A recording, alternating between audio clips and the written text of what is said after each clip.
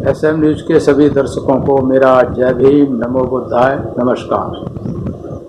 बहन कुमारी मायावती का संघर्ष ही उनका ओढ़ना, संघर्ष ही उनका बिछोना। बाबा साहेब से प्रेरणा लेकर साहब कांसीराम ने भी यही किया। साहब कांसीराम का भी संघर्ष ही उनका ओढ़ना, संघर्ष ही उनका बिछोना। और बाबा साहेब और साहब कांसीराम से प्रेरणा लेकर बहन कुमारी मायावती जी ने भी यही रास्ता चुना।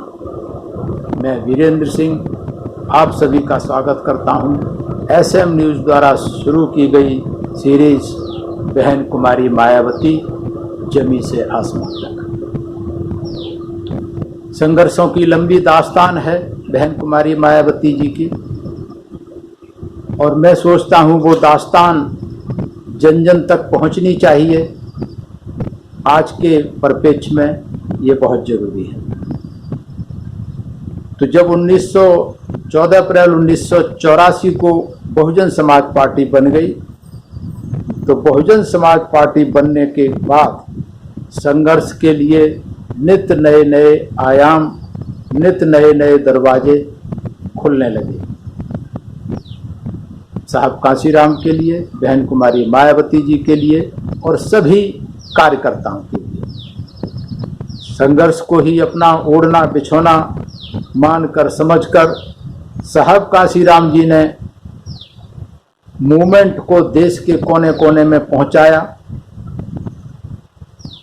इसी राह पर चलकर बहन कुमारी मायावती जी ने दिल्ली और उत्तर प्रदेश और उसके आसपास के इलाकों में मूवमेंट को पहुंचाने का काम किया। बहुत सारे प्रोग्राम, साल के प्रोग्राम बनते, लगातार प्रोग्राम बनते। कोई ऐसा दिन खाली नहीं जाता था जिस दिन बहुजन समाज पार्टी का कोई प्रोग्राम ना होता हो।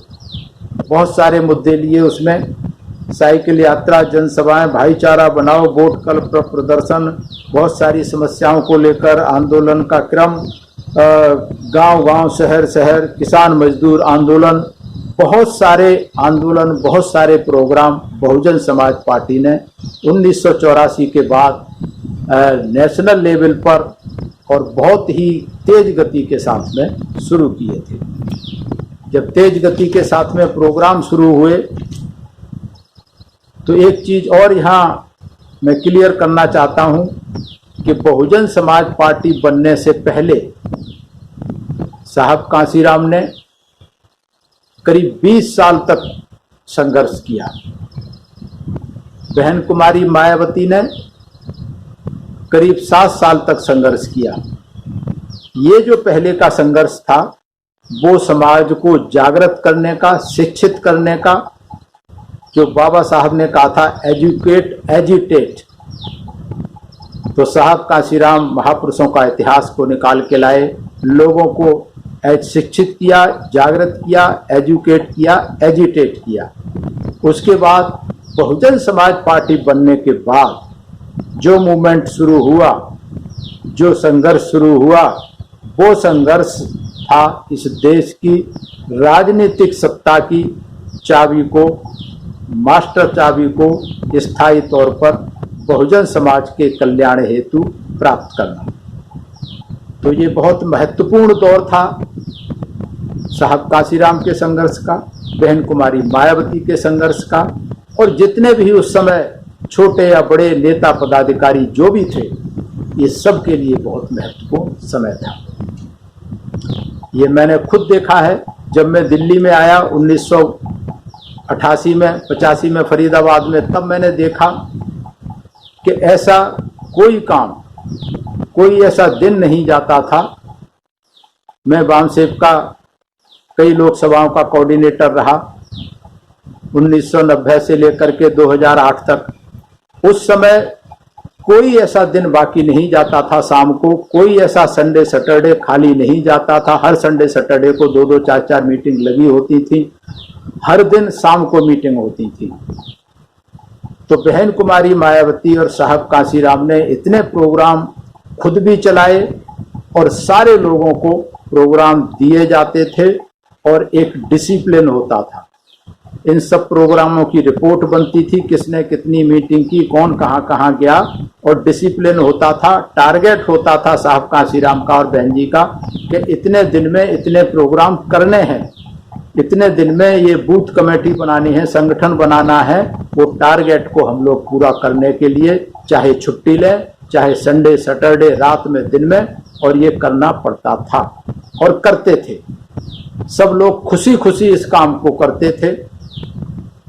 सबसे महत्वपूर्ण जो संघर्ष बहुजन समाज पार्टी के आयाम में रहा, जिसने बहुजन समाज पार्टी को एक पहचान दी, राष्ट्रीय लेवल पे और अंतर्राष्ट्रीय लेवल पर भी एक पहचान दी, वो था 1985 का बिजनौर का चुनाव। ये बहुत महत्वपूर्ण चुनाव था।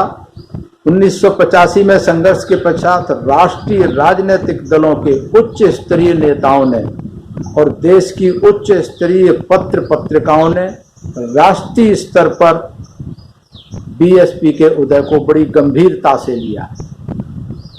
गंभीरता से क्यों लिया, अभी हम बताएंगे। इसमें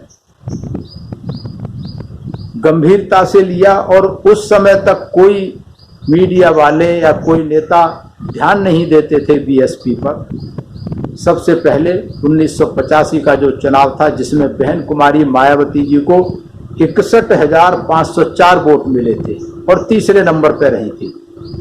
मतलब पार्टी जीती भी नहीं थी। कमाल की बात यह है कि पार्टी की जीत भी नहीं मिली थी, पार्टी तीसरे नंबर पर रही थी।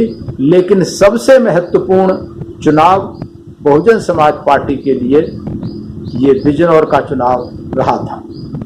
इस चुनाव को लेकर इंडिया टुडे ने 15 से 31 जनवरी 1986 के अंक में इंडिया टुडे ने पहली बार छापा था कि बीएसपी का एक चमकते सितारे जैसा उदय।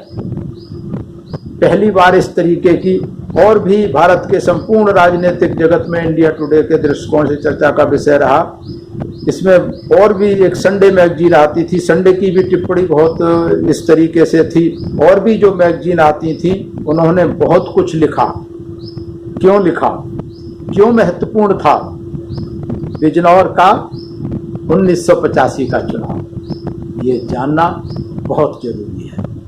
महत्वपूर्ण इसलिए था कि बिजनौर में कांग्रेस की जो कैंडिडेट थी वो थी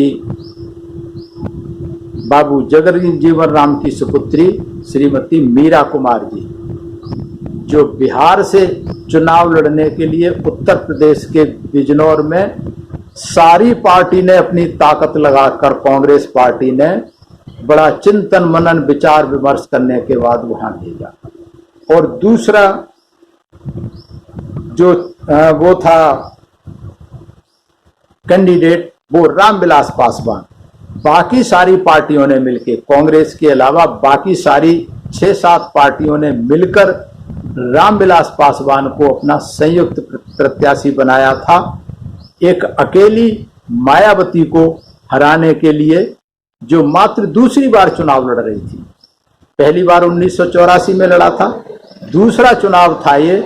और दूसरे चुनाव से इतने ये घबरा गए कांग्रेस और बाकी के दल कि इन्होंने जो राष्ट्रीय लेवल की जो नेता थी, जो राष्ट्रीय लेवल के नेता थे बाबू जगजीवन राम, एक तरीके से ये मान लीजिए कि बाबू जगजीवन राम ही चुनाव लड़ रहे थे।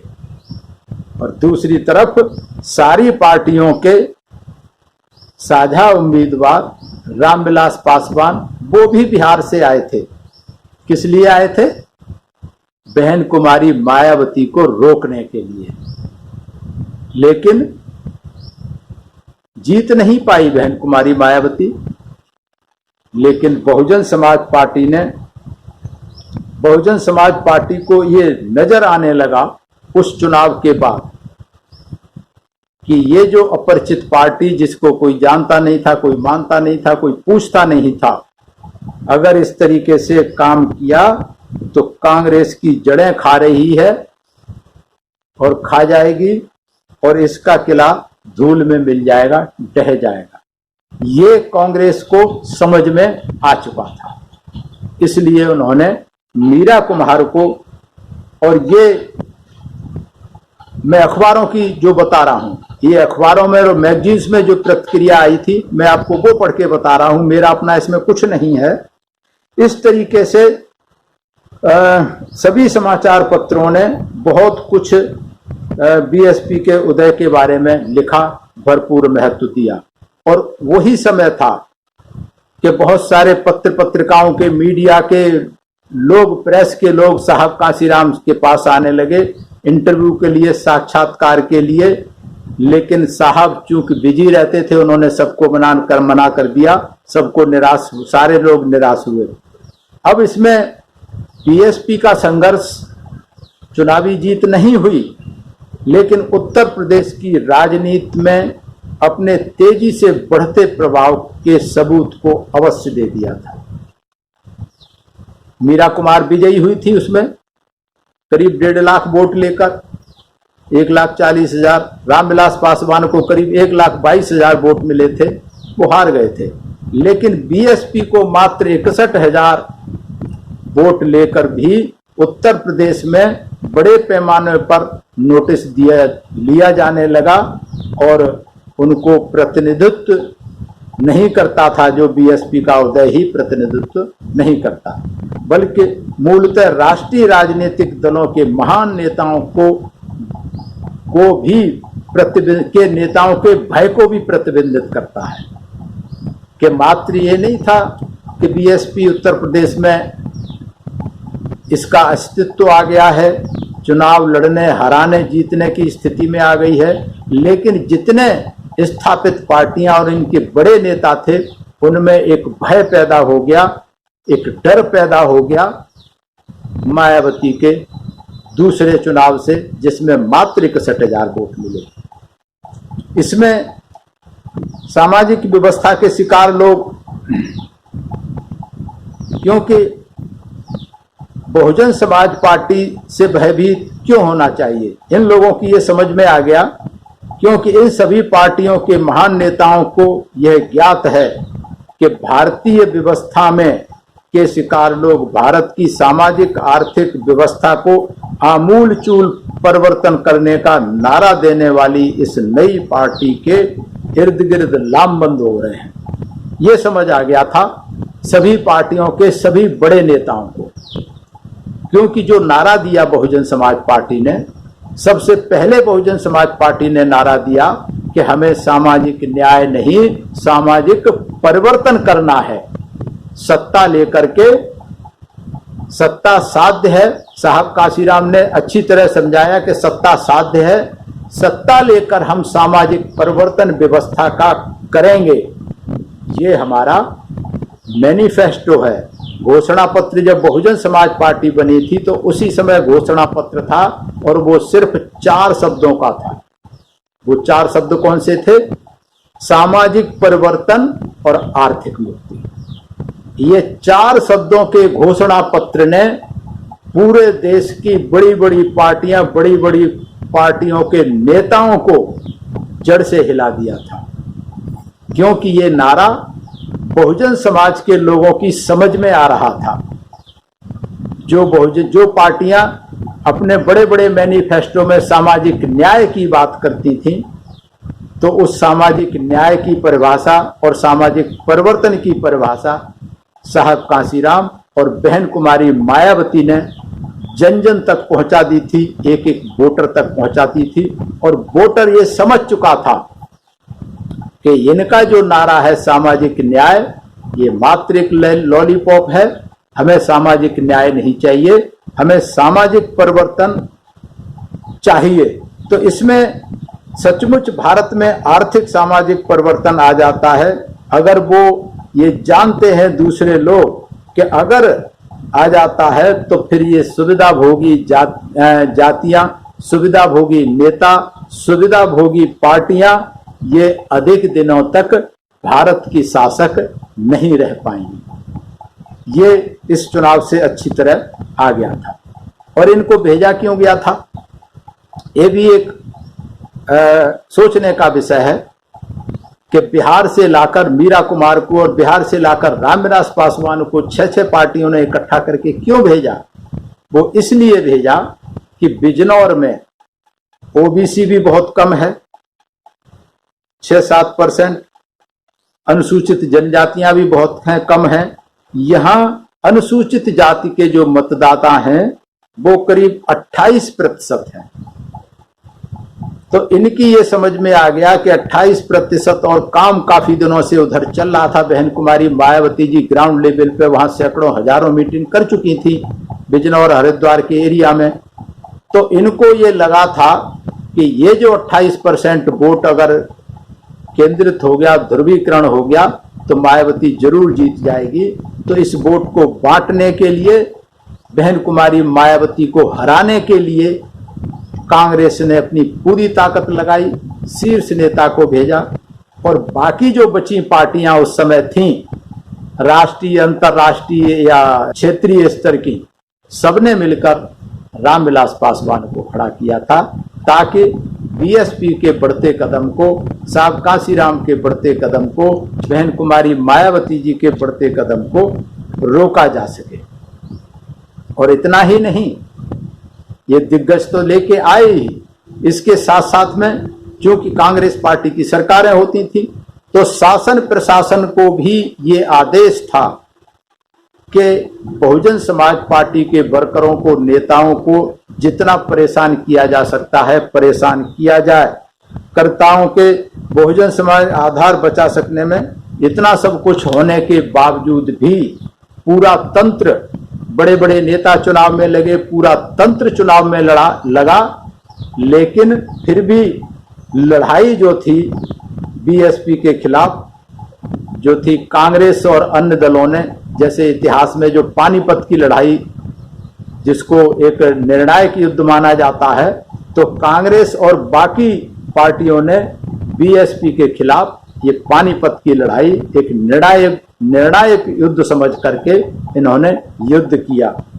उस युद्ध में बेशक बहुजन समाज पार्टी हार गई, तीसरे नंबर पर आई, लेकिन बिजनौर के संघर्ष में हमें ये सीखने को मिला कि किस तरह मनवादी राजनीतिक दल, दलित सोशल समाज के ही कुछ स्वार्थी बिके हुए लोगों को आगे करके जो सामाजिक परिवर्तन की मुहिम साहब कांशीराम ने, बहन कुमारी मायावती ने, बहुजन समाज पार्टी ने जो मुहिम शुरू की थी सामाजिक परिवर्तन की, उस मुहिम को रोकने के लिए ये गद्दार लोग, ये बिके हुए लोग, उसका लहर को रोकने के लिए रामविलास पासवान और ये मीरा कुमार इस लहर को रोकने के लिए आए थे, परिवर्तन में रुकावट डालने के लिए आए थे। और वो काम तब से लेकर आज तक भी बस दस्तूर जारी है। और ये रुकावटें मायावती के रास्ते में नहीं, साहब कांशीराम के रास्ते में नहीं, बहुजन समाज पार्टी के रास्ते में ही नहीं, बाबा साहब जब संघर्ष कर रहे थे तो बाबा साहब के रास्ते में भी इस तरीके की रुकावटें डाली गई थी। और उसमें हमारे समाज के ही लोगों को, यहाँ एक बहुत महत्वपूर्ण बात यह है कि बाबा साहब को रोकने के लिए जगजीवन राम को कांग्रेस ने पैदा किया था, जगजीवन राम को मोहरा बनाया था, जगजीवन राम को जिताया था बाबा साहब के खिलाफ, जगजीवन राम को खड़ा किया था बाबा साहब के मूवमेंट को रोकने के लिए। लेकिन बहन कुमारी मायावती को रोकने के लिए उसी जगजीवन राम जो बाबा साहब के मूवमेंट को रोक रहा था, उसी जगजीवन राम की लड़की मीरा कुमार को कांशीराम साहब और बहन मायावती के मूवमेंट को रोकने के लिए भेजा था बिहार से। ये बहुजन समाज के लोगों को आज समझनी चाहिए, उस समय भी समझा बहुजन समाज के लोगों ने, आज समझनी चाहिए। और आगे भी ध्यान रखने योग्य बात है कि किस तरीके से ये दलाल, ये पूना पैक्ट के चमचे, ये बिकाऊ नेता, ये औजार पिट्ठू और गुलाम किस तरीके से बाबा साहब के समय से मूवमेंट को रोकने में लगे हुए थे और आज भी मूवमेंट को रोकने में। तब तो केवल एक बाबू जगजीवन राम, संघ प्रिय गौतम और बुद्ध प्रिय गौतम कुछ गिने चुने नेता थे, लेकिन आज तो सैकड़ों की तादाद में इस मूवमेंट को रोकने के लिए, बहुजन समाज पार्टी को सत्ता से बाहर करने के लिए, रोकने के लिए बहुजन समाज के बहुत सारे गद्दार, बहुत सारे दलाल आज मैदान में हैं, अपनी अपनी पार्टियां बनाकर। मैं एसएम न्यूज के माध्यम से ये कहना चाहता हूं समाज के लोगों से, बुद्धिजीवी लोगों से, कि इस इतिहास को समझें, किस तरीके से रुकावट डाली जाती रही है। लंबा इतिहास है, पहले मैं बता चुका हूं। ये बाबा साहब से शुरू से और ये ज्योतिबा फुल्ले से ही शुरू हुआ, ये कबीर साहब से शुरू हुआ। जब कबीर साहब हुए उनके खिलाफ भी लड़े, जब ज्योतिबा फुल्ले थे उनके खिलाफ भी लड़े। तो इस तरीके से इस मूवमेंट को समझना है, ये रोकने वाले मूवमेंट को भी समझना है, उस पर ध्यान देना है और उसको रोकने की जिम्मेवारी बहुजन समाज के जागरूक लोगों की है कि हमें जो सामाजिक परिवर्तन की लहर चल रही है इसे समय रहते रोकना पड़ेगा। और अगर हम मायावती के भरोसे बैठे रहे कि मायावती सड़क पे आएगी, मायावती सड़क पे आंदोलन करेगी, मायावती ये करेगी, किंतु परंतु करते रहे, तो मैं ये बताना चाहता हूं कि आगे आने वाला समय बहुत बुरा समय आने वाला है बहुजन समाज के लोगों के लिए। गुलामी के गर्त में हमारी संतानें ज्यादा समय नहीं है, मात्र 10 साल में गुलामी के गर्त में चली जाएंगी। इसलिए समय की नजाकत को समझें, समय की जरूरत को समझें। इसमें जो मूवमेंट चल रहा है, जो महापुरुषों ने मूवमेंट शुरू किया था, आज बहुजन समाज पार्टी का कोई विकल्प नहीं है उस मूवमेंट में। तीसरे नंबर की राष्ट्रीय पार्टी बहुजन समाज पार्टी है और हमारी नेता तन मन धन से, जो अभी हमने कहा था, उनका ओढ़ना भी संघर्ष, उनका बिछोना भी संघर्ष, सब कुछ त्याग करके इस संघर्ष में लगी हुई है सामाजिक परिवर्तन के लिए। हमें उनका साथ देना चाहिए। इसी के साथ सभी का हार्दिक हार्दिक बहुत बहुत धन्यवाद और एसएम न्यूज का भी धन्यवाद। जय भीम, नमो बुद्धाय। अगर आपने अभी तक हमारा चैनल सब्सक्राइब नहीं किया है तो सब्सक्राइब करें और घंटी का बटन बिल्कुल भी दबाना ना भूलें ताकि सभी लेटेस्ट खबरें पहुंच सकें आप पे सबसे पहले।